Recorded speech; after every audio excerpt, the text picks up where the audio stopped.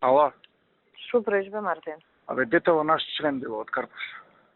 Па јас ти кажав, приказната што ти ја кажав преге, таа е. Значи до збор. Од овие некој? Па усна наредба, чекај се, вака меѓу нас кажано. На кого може Урковци усна наредба да му издадат? У единица у која не се старешини. Така? Се нервирам, зашто еве за ваков случај не можеш бе да го скриеш. Не можеш да го скриеш, убиство имаш, мртов човек имаш. На време да не кочеа. Што е причината за убиството?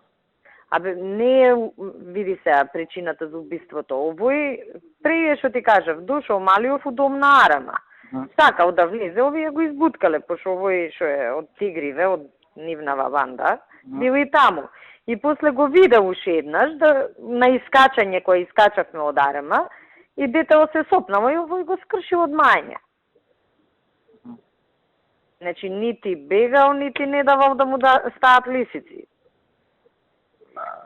Само се нервирам, значи, 2 дена фактички, еве, добро сега што се затвори случајов, 2 дена јадеме ќотек ко никој, место и така за ваква работа не можеш без пријава да поминеш.